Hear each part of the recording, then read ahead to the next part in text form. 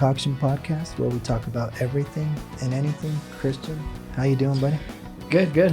How are you? Very good, my man. Very good. What's going on today? Today we have a couple guests, man, from the greatest university on earth, man, Colorado State University. Couple friends here from the, I don't want to call it the brewing department. What would we call it officially? That's right. It's the Fermentation Science and Technology program. Perfect. So it's a program in another department. Nice. Welcome. Thank you. Perfect. This is the first time actually we haven't this many guests. Right. So you guys are our first two guests at one time. So we're always breaking boundaries. Just like the school, man. Absolutely. Let's say you guys introduce yourselves so that way people know who we're talking to. Yeah. Sure. So my name is Jeff Calloway. I'm the Associate Director of the Fermentation Science Technology program. I'm Brian Emmon. My title changes every few months, but Assistant Brewer, Commissioning Engineer, pretty much whatever we need to get done. Nice. Now, is that a self-imposed change? It was one of those things where someone once asked me what my title was, and I looked at Jeff, and we didn't really know what it was officially. So started off as commissioning engineer, and then as we started working in the brewery, I've done a lot of the assistant brewmaster or brewer responsibilities. Perfect. It's part of the culture. I've had several titles as well, and we're a bit of a startup. You have to think of us like a public enterprise with the program, so not traditional. So we kind of making some things up as we go. That's cool, man. So no, I think it's as normal. I'm seeing a lot of jobs that the positions always change, or they update the names and things like that. And right. I've now had an old fancy name, and I'm like, I'm still doing the same thing. What is that? What's that title for? Yeah. Or it's like currently working at something, and you're like, no, that's not exactly what I do. But if that's what you want to call me, that's fine. But as long as it sounds fancy. Exactly.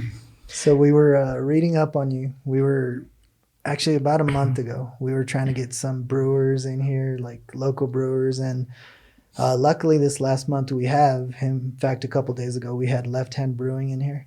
So awesome.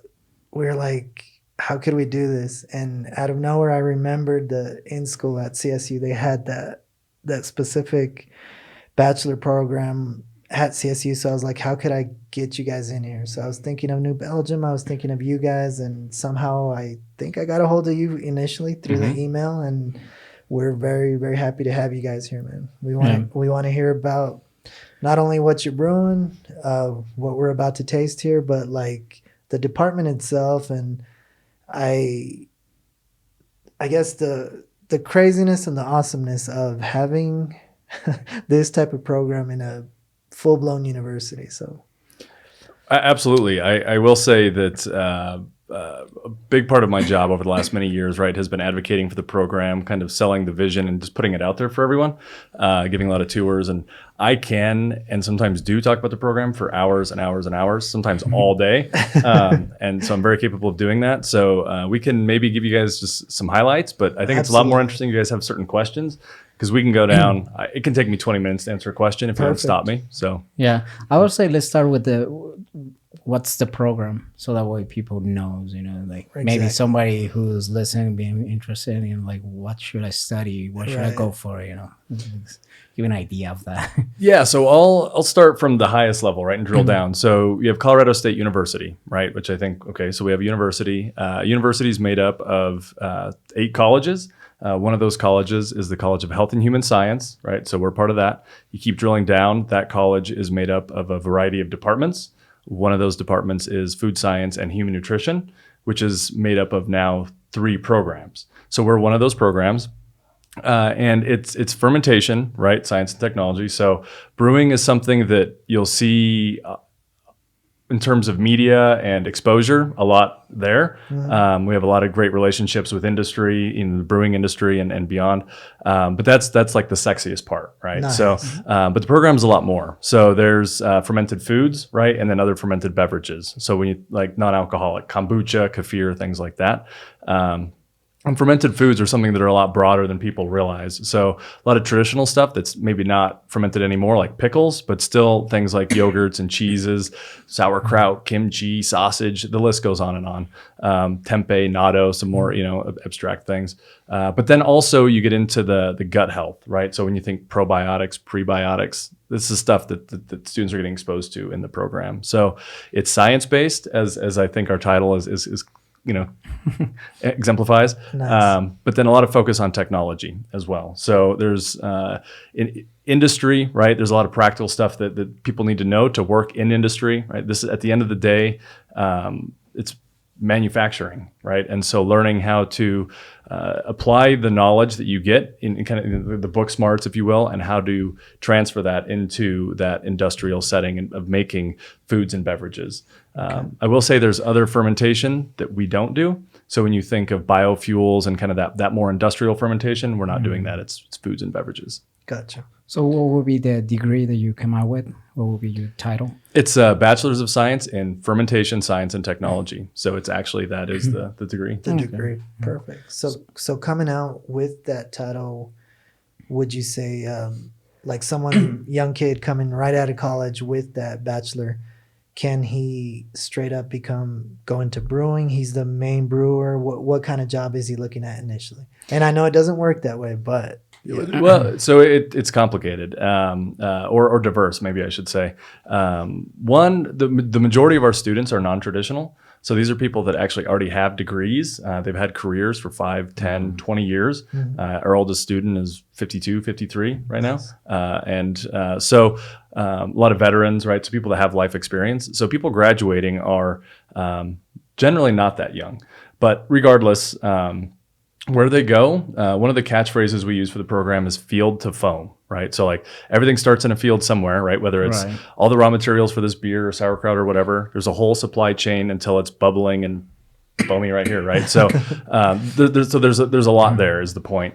And what we want to do is expose our students to that supply chain, and they find areas that make sense for them. So even within a brewery, there's a lot of different spots that somebody can go get a job. So we have students graduating, they go to areas beyond brewing, but within brewing, some guys and gals are dragging, sacks of grain and hoses around and just kind of getting after it on the real ground floor. And other ones are on the brew deck doing that. They're in the labs. Some are working for some of the largest companies in the world on the supervisor tract, right? Nice. So they're really covering that entire supply chain and level of a company. Perfect. And like any other career, it's up to you at some point too. It's not just like, hey, I just got a degree, hire me. You have to kind of fight your way up. Or like he was saying, like you're saying, these are ladies and gentlemen that already have something going on. So maybe they continue to have the job they originally had and just do something on the side. Could this work on a side type of thing, like a part-time job or a part-time? Yeah, I could see that happening, and honestly, I've never even thought about that. I'm kind of intrigued myself. Yeah, that's pretty cool. Well, and so we could spend all night just telling stories of some of the students, right? But I'll pick one example here. My guy Rick, who was a chef for a while, right? So he had a lot of background in kind of running and managing. He graduated, and he just now is starting Sparge Brewing up in Wellington. So he's their head brewer. Normally, I would say our students would not be able to, like, that's not the goal, right? Is to graduate and go be a head brewer starting somewhere, because there's a lot of other managerial experience required for those, right? So, but it is possible. But to your point, right, it depends on their aptitude and their background and what they're going to do. Right. Maybe even their courage and absolutely. How long is a career? Is like normal, like 4 or 5 years career, or it's just to get the degree? So designed as a 4-year program, but because of the non-traditional thing that I was mentioning, where most people already have degrees, one of the guys that just graduated, I think this is his 7th degree. There's a guy that's going to be starting the program who has a PhD in sociology, and he has JD, so he's a practicing lawyer, active in 3 states. So he's coming back. So I'm just, good friends to have. Great drinking buddy. Yeah. So the situation is different for all of them, right? Right. So it's a minimum of 2 years that you have to go through. If you already have a degree, you have the background, the science, because microbiology, of course, I think would make sense, fermentation going on, but you have to take biochemistry, organic chemistry, physics, right? There's little bits of engineering. So there's a lot of stuff that students have to take to get the degree. So that takes a while. Right. So if I go from scratch, basically, just finish high school, basically, I'll be looking at 4 years minimum. I mean, and that's the intent, right? People sometimes take a little more time, and if you're gonna travel and go abroad, or if you're smart, you might even finish earlier. I know we have Brian over there. You've been a little quiet. How do you fit in this whole scenario, man? So Jeff's been on since the beginnings, and I've been here for about a year and a half now. So he's got a lot more of the talking points and is used to telling them. Nice. But I started about a year and a half ago, and I started just trying to get the Ramskeller Brewery up and running. That was kind of our goal, and it's kind of evolved into a few different formats. But it's I think my main mission right now is split between getting the Ramskeller Brewery up and running and continue running. It is up and running. So I was going to say, so when you say up and running, I was like, I used to drink there. Did something happen to it? Or? Well, so you drank at the Ramskeller pub. But you're talking brewery. We've got the brewery now. So when I started in January of 2018, they were just finishing up electrical. So I was there when they flipped the switch, turned on electrical for the first time, and then we decided, all right, now we got to fix all these things. Okay. But we started brewing in September. Yep, that was the first batch. September was the first batch. So we've done 8 batches so far. And we've been selling it only at the Ramskeller pub. So when you go to the Ramskeller pub now, you can now buy beer that was brewed right through the windows. Perfect. You can see the system there. And so it looks kind of like this. Yeah. So this is the Cam's Green that we brought down here. The first beer that we produced was Cam's Gold. So Cam's we're trying Gold, Cam's Green. Yeah, we're trying to stick with the CSU colors and Beautiful. Cam the Ram for the flagships anyway. Yeah. Well, let's dive in here. Let's do it. Let's let Cam feed us. Yeah. I was about to get some water, but never mind. This is mostly water. True. Oh, look at that. And I will say that I actually didn't hire Brian to commission the Ramskeller. I hired him to do some safety and 5S'ing work for us over in our other brewery. So we have a couple breweries on campus. We have our research and thank you, my man. Our research and educational facility, right, where we have our lab. It's the New Belgium Fermentation Science Technology Lab, where we also have the Anheuser-Busch Foundation Quality Lab. We needed some help with just organization, 5S'ing, just making it industrial standard. And Brian actually has another job, so he works full-time at Anheuser-Busch in their quality lab. And the lady that runs that recommended him, had reached out to our advisory board looking for some help. So I actually hired him for that. And then he was one of those people that if you have the opportunity to hire, you just hire, and it's gonna come along, right? Like he's gonna do whatever needs to be done. And so Brian's been instrumental. Brian, Mm-hmm. whatever needs to be done, including drink. Here we go. Cheers. Cheers, guys. Scowl. Welcome. So what are we drinking here, fellas? Tastes like a fat tire, if I may say, but I could be off. So we're going more for the traditional pale ale route. One of the things we wanted to focus on is sticking to a beer that's drinkable and that everybody can enjoy, or a large group can enjoy. So we didn't want to be overly hoppy. We didn't want it to be too focused on the malt, but we wanted a nice balance between the two flavors. And something that, I think maybe it's not the term that you would use in a scientific format, but I think the crushability of a beer is really important. It's a manly term. Yeah. So, but this beer is something that you're not going to get sick of after the first sip or, the 20th sip. And in my personal opinion, this is the best product that we've produced so far. We've produced a lot of good stuff, but this is my favorite by far. I'm liking it, man. Yeah, it's great color, great clarity. I think one of the things we're most proud of is that we're able to produce very clear beer. in a brewery at the school. Right. So, and water quality, right, has a lot to do with it. If I remember correctly, Fort Collins water was just unbelievably delicious. So yeah, Fort Collins water has some of the best water that you can get. We're first pass, right? So that snow melt, we're the first ones grabbing it. So it's pretty awesome. And we have a brewery that is been heavily supported by a lot of industry, and that's the vessels and kind of the big pretty stuff that people see. But it's also really high tech pieces of instruments and valves, control systems, and automation. So we're able to expose students again to the technology piece, right? Right. But that helps us. We have an awesome head brewer, this guy Jeff Biegert. So we have a few Jeffs in the program. Keeps it easy.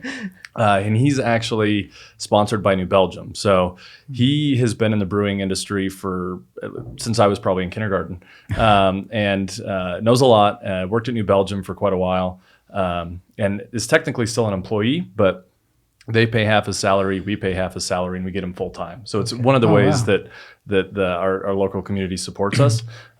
So he has a ton of expertise. So I don't want to say that just because we have this awesome brew house that we'd be making awesome beer alone. We still need that expertise, but it helps. It does, absolutely. I was about to ask you guys if you work with some of the brewery companies, because you have a lot of them around you. So. Fort Collins is like the land of milk and honey when it comes to like craft brews and stuff. You got New Belgium, is it Odell's, right? Odell, yep. So like what kind of support did you guys receive? And you gave a great example with Jeff's half salary thing, or I like the term you use, sponsorship. That was kind of cool. I'd love to be sponsored by a brewery, but wouldn't we all? But like, how did they reach out to you guys, or how did they not see you as a competition and saw it more as an opportunity for you guys to help the craft brewery community?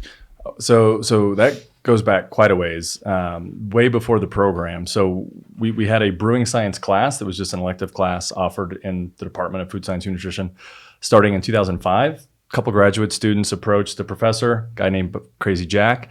And so he was willing to try. They was we should have this here. And so they made a class. It was an elective course.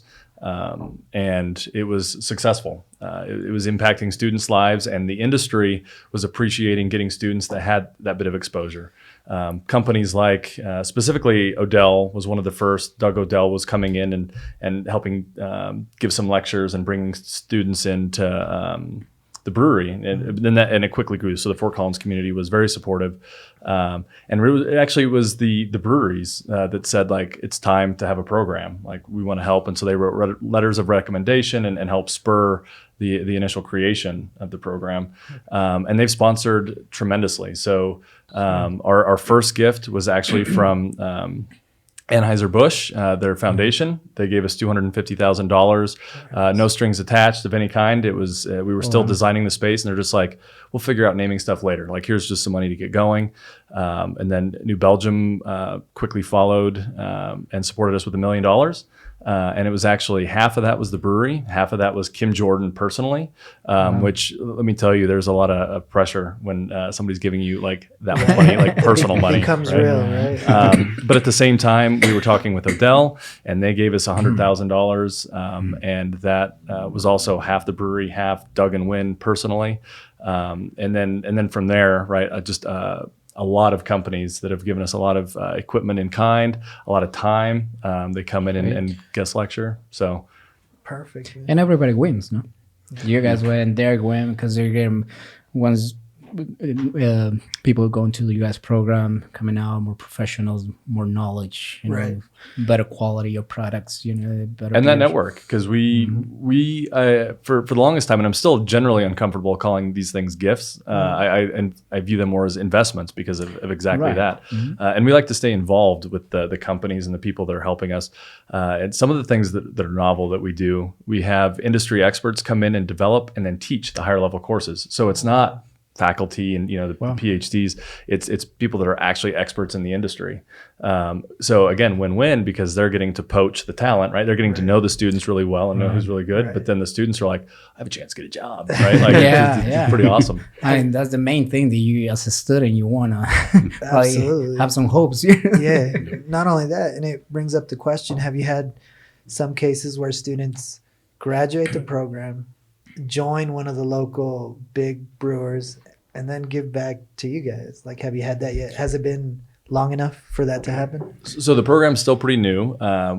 We've had students definitely go and do internships and then get jobs and then recruit other students for internships and then jobs, and so hire other students. And that's actually been all around the country. August Shell Brewing out in New Ulm, Minnesota, right? It's a pretty small town. They have 4 of our students, 4 of our alumni that they didn't necessarily even know each other, right? But it's just things like that, right? Nice. Like calling back. So that's huge for us. Like that's major support when we get things like that, where students are alumni, right? Hiring students. Right. We've actually had one scenario where one of our students worked for a brewery here in Denver, managed their cellar, and then was hired one of his upperclassmen, right? One of the students ahead of him. He hired him while he's still going behind the program, behind him. So that was a power move. That's what that was. A straight up power move. He says, "Now can you help me with my homework?" Right. Are the requirements to get into the program the same as any other program, or does it have specific? Yeah, so Colorado State University is a land-grant university, right? So this is a lot of things people don't understand the difference between a land-grant university, a public university, right, and then a private. So as a land-grant university, like we have to take everybody that meets the university entrance requirements, right? So there's some basic score things that are that I'm not qualified to talk about. I don't actually know what they are. But once you get accepted to the university, then you can declare a major. And so you can declare this as a major. So you do then have to, of course, get good grades and take classes. Like, so you got to take organic chemistry, microbiology, physics, all this other stuff I talked about. Nice. But it's making it through that and then making it through the program. And those classes, right, sound hard, but our alumni will tell you and current students that the hardest class that we have is actually one. It's called Brewing Processes. It's taught by an IBD master brewer, a guy that just recently retired from Coors after a long and successful career, and he teaches to a very high level, and it's much harder than anything else. And they don't get a brew in that class, right? It's all book. But many of the students come back and say that was the best class that they took because it was just so much learning, so fast. A lot of thinking, huh? Yep, nice. Absolutely. So very, very nice, man. Brian, in your personal experience, you have Anheuser-Busch. Mm-hmm. Are you getting, I don't mean to compare. Okay. But like, are you getting greater fulfillment in this like startup project, taking your knowledge from Anheuser-Busch, or is it like different, completely different? So like your job is something different and what you're doing over here is different, or like is the best part of your day basically what I'm saying, coming to do the Ramskeller thing? You know, a long time ago, I found out that I get a lot of satisfaction in working in a lab to a degree. So over at Anheuser-Busch, there's a lot of processes that I do to make sure that we put out quality products. You are unique, my friend. I don't hear that very often. You know, it's interesting. It started back in high school. I did a internship program with the United States Geological Survey, and I was weighing out soil samples from all across the country and measuring moisture content. Oh, nice. And it was thousands of soil samples for an entire semester. And there was something fulfilling about working through a list and getting it in the end. Okay. And that's kind of how my brain works to a degree. And I really enjoy the stuff that I do at Anheuser-Busch. And I think it is a great company, great job. I've been there for 7.5 years now. Started as a tour guide and now I'm in the lab. So I love that company. I can't say enough about them. The opportunity that I got at CSU is a little bit different. And it's something that I've also always looked for is what's the next step? What else can I learn? What else can I do? And I think that was the exciting part about CSU is that the stuff that Jeff was talking about when I first got on was stuff that I didn't quite know. I had to learn about a lot of this stuff. I didn't know about the engineering or the, pipe fitting or anything like that. That was all a mystery to me. Gotcha. So what I can do at CSU that's different than Anheuser-Busch is that I can learn a lot more in a smaller setting because this is brand new startup. The brewery in Fort Collins has been around since '88 for Anheuser-Busch. They've got, most of their systems pretty well laid out and set. Right. At CSU, we're constantly trying to tweak things and try to make it better or try to just start it up. And so that's exciting. I'm learning something new. So I wouldn't say either one is the highlight of my day. They're just different. They're just different. And I think that the exciting part is that I can learn different things at both, but in the end, bring both of them together and realize that, you know, I make beer for a living. Oh, so it's a lot of fun. That's a win for everybody. Yeah. Cool, man. Very, very cool. Let me ask you this. I always come with the dumb questions. There are no dumb questions. Especially drinking. Oh, there's a lot of dumb questions, man. What are you talking about? No. But I'm not sure if it's dumb, but a lot of people always think about like the future. When you go and start a program, you're like, what about when I finish it? Then I'm going to get a job and I'm going to make a living. It's going to be like a decent living. Because it seems like nowadays a lot of young students believe that once they finish college, they're going to make $100,000 a year right away, you know? And then once they finish and they go to the real world, they're like, oh, what do you mean I'm not going to make that much, you know? So it's a big impact. It's a big crash. How in this industry, how does that works? Like, is easy to make that much money? How does the reality check work in this specific bachelor program, I guess? So like we were talking about before, it's up to the individual and really what they want to do and what their goals are. Can you make that much money and more in this industry? You can.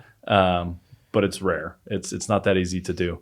For the most part, this is a pretty passion-based industry. So we mentioned most of the people are coming back after careers in something else. So they've gone out. Maybe they've done things where they've made money or whatever, and just things weren't what they thought they were going to be. Right. So very important for me that our program is as realistic and applied as possible, so that students aren't graduating and not knowing the field that they're getting into. Right.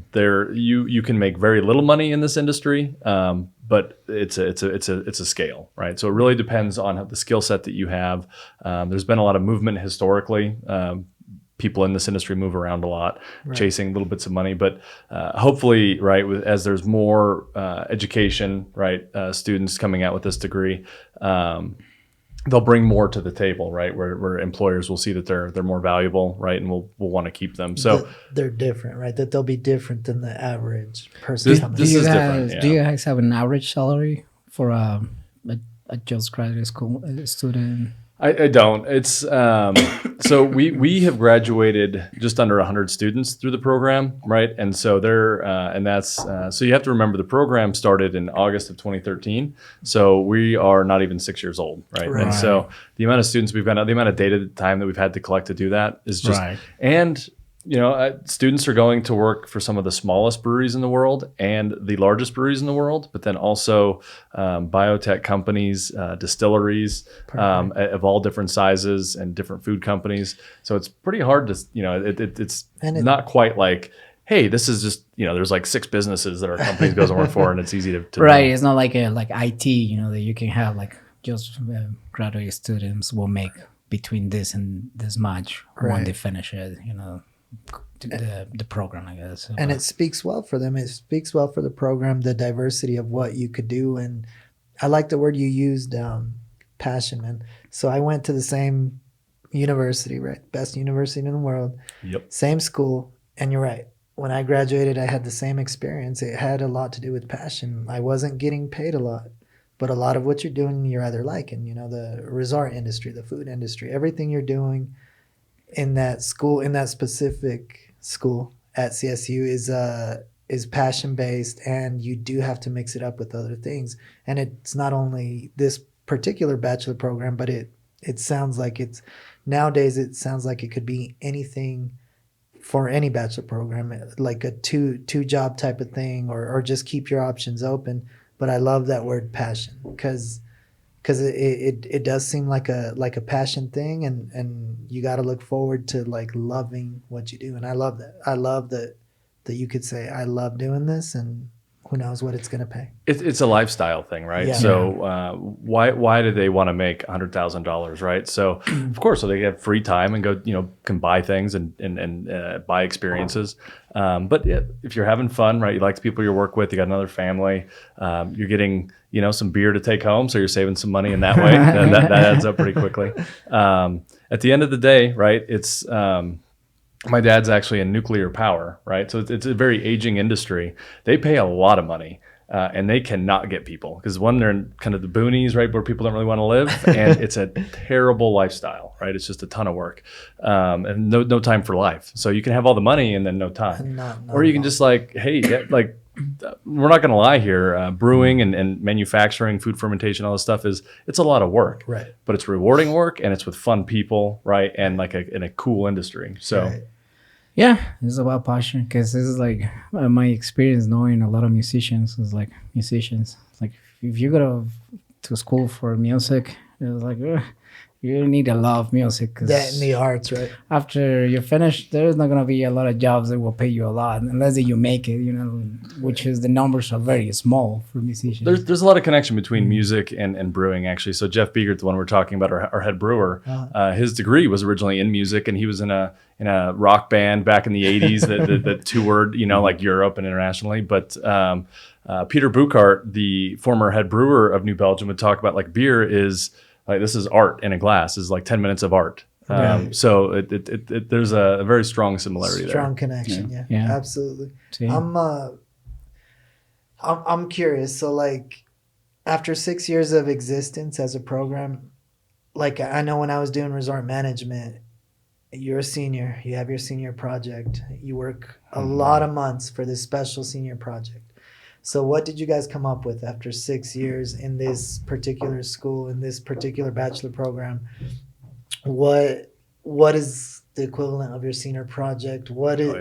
Talk a little bit about that. I'm curious about that. It's pretty awesome. So it involves industry. So and it involves novel undergraduate research. So we have people from the industry that basically write in and they have projects they want people to work on. It can be really anything they want, right? So it can be optimizing and calculating hop utilization for their specific kettle. It can be looking at milling stuff. It can be kombucha. It can be any number of things, right? Lab-based stuff, we get a lot of that. Isolating wild yeast and bacteria and brewing with it. Doing all sorts of projects. So the students get together in groups in the senior seminar class, and then they pick the project they want to do. And they have that industry mentor, and they basically go do a project with this industry mentor. So they're solving industry problems. They do their poster, and then they present that poster. So they get to do research, which is pretty rare for undergraduate level. They get to work with real industry people, right, and solve real industry problems right now, and then present that poster. And it's been quite successful. So we have industry that aren't even mentors or involved, right? Come look at the posters and see the work. And it's something that's growing pretty well to the point that we have more industry projects than we have student groups. So that's awesome. Man, yeah. It's been pretty awesome. And that's where the community comes in, right? Where you're calling people saying, "Hey, could you take a group of these drunks? Not quite drunks, but maybe potential drunks. Can you take a few of these students and work with them?" And that's where the community's coming in, and they're very helpful. The industry's coming to me with their projects, right? Because the word's out. You can get students to come work on this stuff. Yeah, absolutely. Cool. I send out an email, right, to the contacts that I have, and then hey, anybody got projects you want, whatever, and they send back, yes, I want to do this. But then what happens is people come and see these projects and I want to get involved. So now I have companies joining up. So this last semester, Squirrel Barrel, I don't know if you guys are familiar with them, but they are a company that take basically stainless steel kind of square kegs, but then cut them out and slide in wood staves, right? They've partnered up with Purpose, which is where Peter Buchart went. So he has a pretty awesome project going. And so it's really about different beers and different woods and very sensory driven projects, right? We had Horse and Dragon Brewing Company and Buyers Analytical do some shelf life and forced aging studies with students. So we have companies like even pairing up, right, and then going with students so that they can get involved and work with the students. So it's great. And Brian, how many? Oh, sorry, quick. No, go ahead. Brian, how many students are you taking in at the Skellerman? So it really depends. What we're trying to do is rotate through the classes. So we want the classes to come in and get experience being within an operational brewery. They're going to learn safety standards. They're going to learn operational standards. We're trying to give them that real world experience they may not get in other programs. We've got this 10 hectoliter brewery on campus. Let's give them the most experience they can. It gets a little difficult when, we're trying to rotate through so many students, but we're figuring out what works and what doesn't. Okay. But we also have, we're trying to bring on more independent study and more, internship type opportunities where we can get the students to come in and they're going to help us with brewing throughout the entire semester or year. We're working on that. It's a unique program. I don't know of any other program that has a brewery like this in their. No. Yeah. We had a brewery in here that mentioned a couple schools that had it, but I'm very certain it's not at this level. No, and so there's no playbook for this. We're figuring this out as we go, and we're seeing what works. And it is a lot of fun, and it's great to see the students be involved in it and be able to say like, this is student made beer. Right. They were part of this process all the way through. But we also work with students in other departments as well. So I specifically work with engineering students from the electrical engineering college, but it's multidisciplinary. So we've got chemical and we've got mechanical as well. Cool. And they work on different projects. So, Jeff mentioned field to foam earlier. That means that it's not just, FST majors. It's not just microbiology majors for the yeast. It's, engineering majors that have to go into it. It's the ag majors on campus, business majors to get it out into the real world. So part of the RAM skill that we can, really work with is working with industries that aren't quite just breweries. We've got a engineering group, Melisco Engineering, that works closely with us for our automation. Okay. And they work with the students to teach them the automation side of breweries, and then that's something that you're not going to find in very many programs, not at all. Any other program. My brothers would have loved it, man. They're both engineers. One of them's an electrical engineer from CSU, so I'm sure we would have all loved to take part of this at some point. I think I was at the end of it when it was barely starting. I think I caught on to that, man. That's really cool, man. It's never too late. Never can go back. I'll be on the internet tonight, like, find a new job, new career. Yeah. Now with the changing a little bit of here the topic, with marijuana being more legalized in the whole country and more research has been around the world, there's a lot of more research. Are you guys as a university are doing any research? Are you guys involved in marijuana when it comes to products, beers, and things like that? Or this particular school, Yeah. So in terms of just research broadly, I'll say that that's something we're building out as we're hiring more faculty, right? There's the senior seminar projects I mentioned, the undergraduate stuff. We do a variety of independent study projects where, again, companies are working with students. That's outside of that class we mentioned, but so they're getting research done. We'll grow research as we have more faculty and get grants and kind of go that traditional route. Some of the cool research we've been part of. At CSU, we have a professor, Bill Bowerly, who, when he got tenure, decided he wanted to go all in on beer. He's in the College of Ag, and so he wanted to grow hops hydroponically. So in greenhouses, growing hops year round, totally disruptive, right? Like, it's pretty cool technology. So hops, of course, related to cannabis, but we're not doing anything with cannabis now. Cool story, though, the connection to the program. Keith Villa is the guy that first invented Blue Moon, right? One of the guys anyway. And he would come in and talk for a long time, give a guest lecture, and he's a beer savant, right? So it's like whatever he's working on is what's going to happen in 5 or 6 years, right? Nice. So combining with wine and just all different projects, right? Very cool stuff. And I remember it was about probably 4 years ago that he was talking about, he was experimenting, right, with brewing with marijuana and what that looks like, and now he's retired from Coors and Blue Moon and has started a family brewery, but they're making non-alcoholic beer that's just THC infused, right? So you got to go get it at the dispensaries. Yeah, it's already there, right? It's already there, Yeah, so it's available in the market. A lot of cool different stuff, right? I mean, so their bottles have to have graduated. It's got to be like a graduated cylinder type thing at graduation, so people know their doses and what they're getting. It's a very different game. So they're pioneering that. We're not a part of that research or part of that work now, but it's just pretty awesome to know the people doing it, and who knows what's going to happen in 5-10 years and where that goes. And the fun part about all this is that, like you said, the students win, man. You could have internships there. The students are winning. And touching on this particular subject, like he brought up weed, and we're talking about an alcohol-based program. How does the school itself, like CSU, take something like this? Because it not that it's taboo necessarily, but they have to manage that road carefully, and you have to manage whatever you're doing carefully, because you're dealing with young students, you're dealing with alcohol, and it's an actual degree, but you're in a very important university. So how do you guys treat each other? How does this get managed between you guys and the university itself?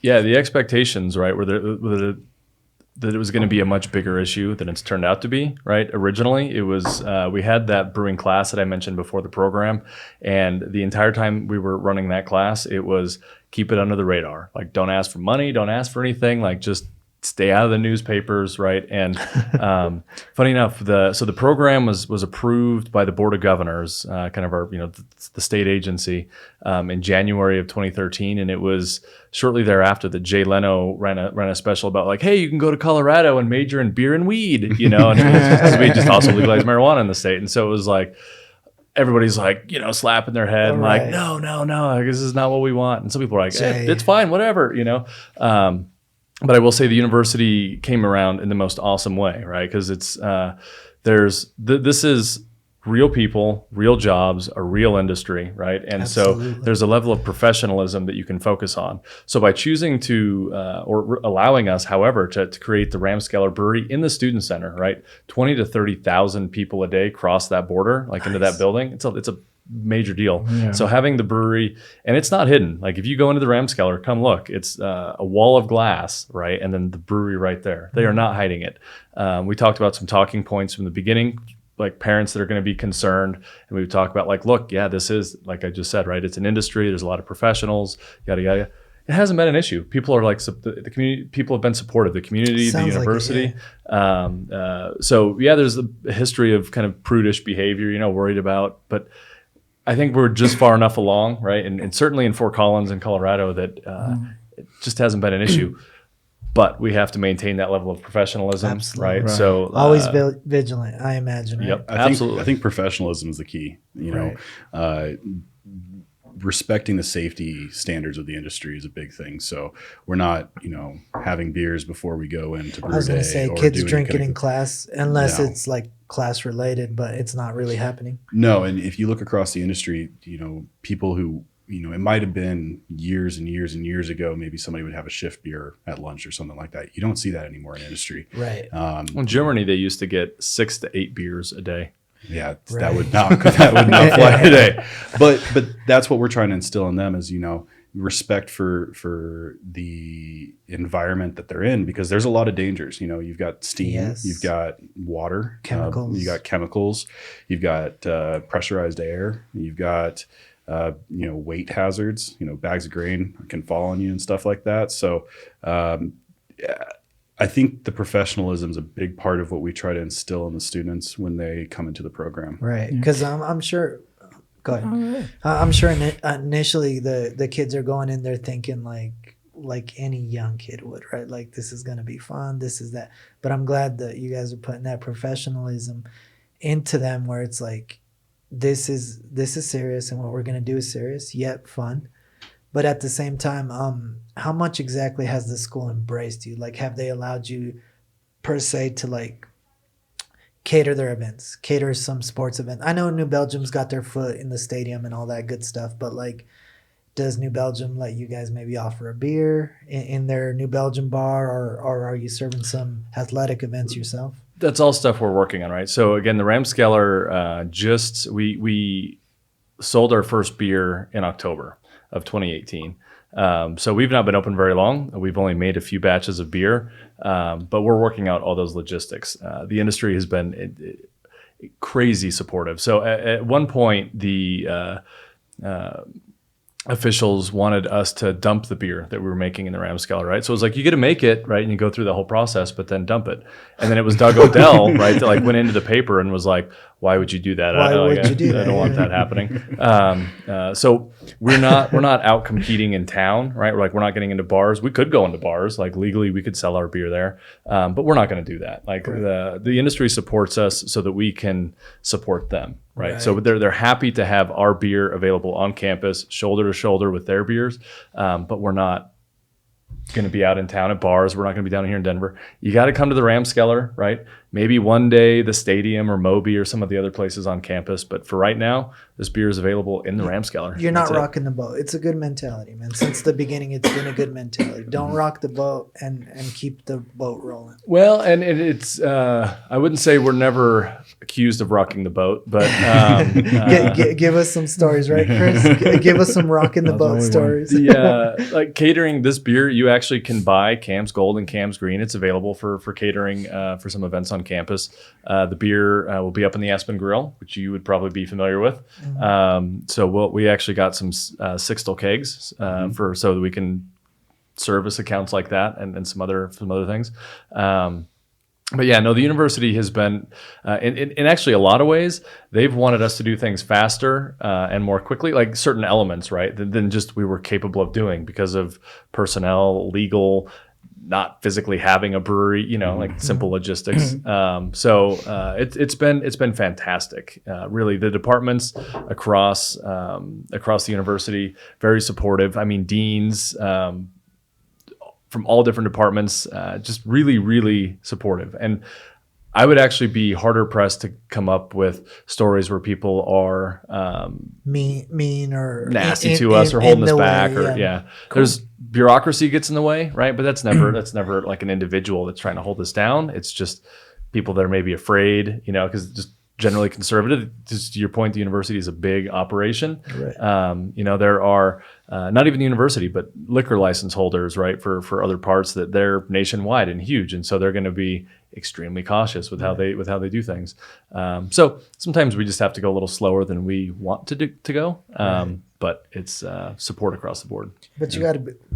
No, I was about to say but I think that's normal. I think, and we have to have a little bit of that because you don't want to have like a completely freedom to do whatever you want. If you turn us loose, we'll take advantage. No. It can be a chaos. You don't want to be Boulder. You don't want to be C. Right? You have to have some balance and some control. And, a little bit of, I think it's normal. Right. I mean, even if sometimes you don't want to go that slow, but sometimes it's fine. We're so fortunate. Take your time. There are so many stories of serendipity, right? So from the beginning, and even before the program, where things just had to line up perfectly, right, for the program to be doing as well as it's doing, and some of the opportunities we've had, some failures that we've had that actually resulted in greater opportunities. So yes, like if we were able to just always go as fast as we wanted, right, we'd blow past so many of those major opportunities. Yeah. So. Then we definitely watch them on the news. We're like, okay, they got greedy. we interviewed those guys. Yeah, they're pretty cool. What I mean, he was selling beer on our ground illegally. We don't have to. We can do it legally, so we're good. Right. Yeah. But how proud are you, man? I got to tell you, as a CSU student, and just the last few years have made me so proud. The stadium, the football program, the New Belgium bar in there, New Belgium in Fort Collins. To hear about your department, you guys, I don't know if you specifically went to CSU, but how proud are you to be part of this? They'll be talking of this program, or maybe talking about you guys here in a few years or years to come, because it's I'm proud, and like I'm living it live, and I'm extremely proud. How proud are you to take part of it? I'll save my comments about the football team. But Oh no! I have my own thoughts about what we need to do. But gotcha. But in terms of this department, I think this is an incredible opportunity. And honestly, when I was going to school, I graduated in 2015 with a biology major. When I first heard that we we're going to have an FST major on campus, major that we could take on campus, I thought it would be around for maybe a blink of an eye and disappear. And to be able to come back and be a part of this and see kind of the ground that we're breaking, I'm extremely proud of this. But I think that's CSU's, legacy is that they're always trying to break ground on what's the next big thing. So this is, while this is a huge, achievement for us, it's in a line of a long line of achievements that CSU has had throughout its entire history.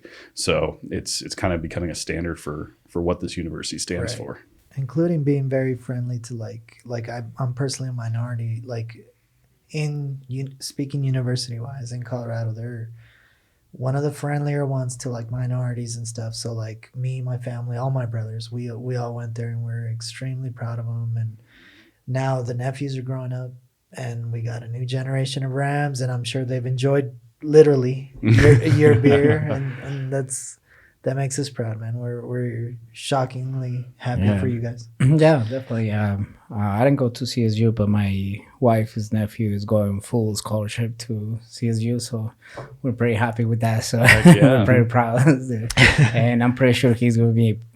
He don't drink, but he goes for chemistry, so I'm pretty sure he probably going to be going towards. He loves something this like podcast, and I'm pretty sure he was checking this podcast, and he probably might go check it out. Absolutely. No, I'll say that what we're building here, right? We're trying to build something big. I mean, awesome internationally, nationally, but we're trying to do it right. There would be certain things to rush. We're not trying to rush the things that definitely need to take time and build a really strong foundation. The university is. 1870. So that's old. And we want this to be a major part of the university. And so we want to be here to stay. So it's going to be guys. And I hope you definitely do for a long time. But I really want to know what you think about the football program. Right? that intrigued me. For me, it's love and hate. So I'm sure you have similar feelings. But it's a love and hate. Disclaimer, I played under Mac for 6 months when I was there. I walked on to spring ball, and I thought he was one of the most incredible coaches we've ever had on campus. I just, I expect a bowl game every year. Yes. I expect us to beat CU. I expect us to beat Wyoming. I expect us to beat Air Force. Exactly. Here. Oh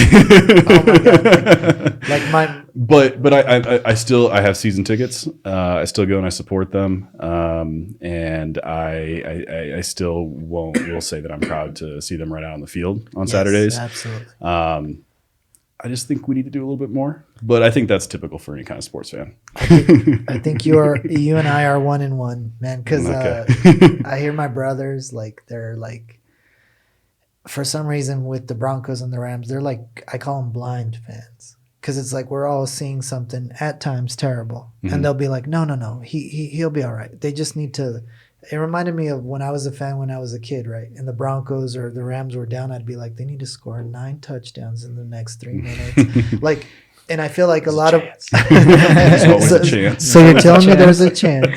So I feel like a lot of adults in Fort Collins are that went to our school, they're kind of like that, and I'm like, no, for me personally, if you win every single game but you lose to CU, Air Force, or Wyoming, I would make a suitcase for you, pat you on the back, and say, thanks for stopping by. Yep. That's my opinion. And if you're winning but you're not dominant, like you said, you have ultimate goals, right? Even for your program, CSU is always moving forward. They have ultimate goals. I think the football program should be the same. If you're not thinking national championship or at least Mountain West championship, then get the guy out of there. And I don't want to speak ill of any coach that's there now, but I'm harsh with them, man, because I told Christian the other day, I love the Broncos, but win or lose, that's a private team. I'm not a Bronco. But at the end of the day, I'm a Ram. Right. Absolutely. I'm a Ram. So if you do something personal, like on the football field, you're going to hurt me personally. Like the Broncos could jack up and that's okay. It represents my city, but it's a private team. But I'm a Ram. So you better get your shit together. Yeah. Yeah, and I think that's one of the big things that we get instilled freshman orientation. You know, the pride. Right. Where the whole advertising campaign that CSU has, where I'm proud to be a CSU Ram. You know, Right. that's not just a slogan. Like a lot of us still believe that. We will always believe that. So it's hard when we lose to CU. It's hard when we lose to Air Force. And it's hard when we lose to Wyoming. However, next Saturday I'll still be there and I'll still have the same amount of pride of that team walking out on the field. So You could love and be disappointed. exactly. Absolutely. See, you should learn that. You always walk away as soon they start losing. It's like Don't bring out the truth. Yes, stay through the whole game. Stay through the whole game. I know it's painful, but stay through the whole game. What he's getting at is I'll turn off the TV. If the Broncos, like first quarter, they're down 14-3, TV comes off. There's always a time. If the Rams are like, because I'm a Ram, I'm less patient with the Rams. So like they're losing 7-0 and I could tell their heart's not in it. I'm like, click. and he's like, come on, man. Like let's finish the game at least. But yeah. What position do you play? Okay. Go for it. Oh, sorry. No, go ahead. I was saying, so it's pretty rough when was it Boise this last year that we were up some crazy amount, 50 something to like 17. Yes. And then, and they scored their like first, I was at the game, right? And they scored the first touchdown and I was like, had that dread feeling, right? And it was just, and it's like, still up by like 40, right? So like, how could they even have that feeling? Lost that game. Yes. I remember watching that. And that was one of the few games that I had that feeling and I kept watching. And I was like, they can't do this to me. Like they personally can't do this to me every single week because they tend to do that. Like you think they're going to win, but they don't. So like I sat there and towards the end of the game, me and my brother were looking at each other and I just told him, do you know what I mean now? Like, do you understand why the TV comes off after minute 2? Like this is a good example. Well, so I think one of the things as being a fan and being proud of CSU, I kind of remember those moments, but the moment that I remember the most out of recent history for CSU football was at the New Mexico Bowl. Last minute win. The first that. Fumble, and then we recovered it. They took it back. Then we got them to fumble again. We got the ball and we won at the end. Yes, I was down there in New Mexico. I got to rush the field, and that was like it was an incredible moment. I drove down there. I had one day off. Drove down there to the stadium, watched the game, then drove back that night. Very nice. But it was such a proud moment to be a CSU Ram, and that's the kind of moment that I remember the most out of any of these other moments. Total optimist. This is why you were hired. You mentioned that story in your interview. You got hired. Yeah, right. It works. You see the glass half full. Yeah, exactly. Good job. That's good. What position do you play? I walked on as a offensive lineman. I'm a little small for an offensive lineman. So played 6 months and then got cut after spring ball. Yeah. But I truly understood what the difference was between D1 football and high school football. Yeah, So yeah. it was, I didn't quite understand that until I got on the field, but it was an incredible experience. And again, you know, getting to play with some NFL players now, and get that experience of putting on the pads one more time was incredible. That's awesome, man. Yeah. And Mac was really good. Yeah, Mac was really good. And this is for the people who will be watching this episode on YouTube. They were sitting together. It looks like we're in the same. It's not. We got a ridiculous chair for him. But at least he's not shy, man. Offensive linemen tend to be shy. You're actually very well talked. No, I'm talking about the size because he's Right, big. right. And he was like, I'm not big enough. I'm like, Jesus, you're not big. That's crazy. Yeah. Now, this whole time we're talking football, we're talking Rams football. I've noticed you've stayed quiet. Are you a CSU Ram or you like another football team? No, I am a CSU Ram. But I'm a weirdo in the things that I'm a hobby and interested in. So I'm, to be honest, a fan when it makes sense and like it's cool, but it's not. I do not go out of my way like Brian does. He's I like, I love the tennis team. We're like, absolutely. We need a climbing team, or a kayaking team, those sort of things. But yeah, no. Actually, when I was in school, there was a lot of complaints, man. Because, like, the women's, I think, softball and the men's baseball club team, they kept winning titles. They kept winning national titles, but they don't. The women's volleyball is that way big time. Yeah. Yes, but they don't get Division I status. So they were saying, like even the soccer was getting certain trophies and stuff. And it's like our football team completely lets us down. And these other sports that actually represent, they don't make them Division I. So, like, there was, like, this whole protest and stuff going on campus because it's like, we love football, but if you're not going to take it serious, there's all these other sports like club hockey that are winning national championships, and you're not caring, or you're not making us Division I. So, like, is that kind of stuff still going on in school? Or, like, did some of those, I'm thinking not, but did some of those teams actually make Division I status, hopefully? I honestly couldn't tell you. Okay. It's been a completely different experience coming back to campus and working there rather than being a student. I still go to football games on Saturdays, but otherwise I don't really follow any of the campus news. I don't focus. I focus more on the FST department and what we're doing with that. So it's been interesting. Yeah. No, but it's been kind of a change in perspective, and it's a little bit weird. Only 3 years after I graduated, I came back, and it was a completely different purpose that I was on campus for. Right. So some of those other things that I cared about, like I did follow the baseball team. They were winning titles. The softball team was winning titles, and then now I couldn't tell you what their record was this year. Right. I got you. I don't blame you. It's hard. At first you don't want to leave Fort Collins. For anybody who's watching or who's thinking about a school, CSU is the place to be. It recently got voted third best college town, I think, to live in, as a family to live in. But once I graduated, it was so hard to leave, man. So beautiful and so hard to leave. It took me about a year or two to, like, accept that I'm not going to find work here. It's like, okay. You don't have to stay. No. Yeah, you want to leave. So, like, I moved to Denver, like, head down, like, damn it, I guess I'll go. But, like, it is one of those cities that once you're there, it's hard to leave. Well, come visit and come get a beer in the Ramskeller. Absolutely. I got to go back. Like you said, I used to be there, but I think it was the Rams. It was the Ramskeller. It was a pub and grub. And it was that kind of that dark, dingy downstairs with the shuffleboard in the very back. Yes. Yep. But now it's all bright. Totally renovated. It's got the brew. I can't even say how beautiful it is. It's a beautiful copper-clad brewery through the windows, and you see it right when you walk into it. So sound system good, music. Last time we were there, I think there was a jukebox, and honestly, I think me and my buddies, like, bought a song. And there was a group of guys that just absolutely hated the damn song. We almost got in a fight at the Ramskeller over a jukebox song.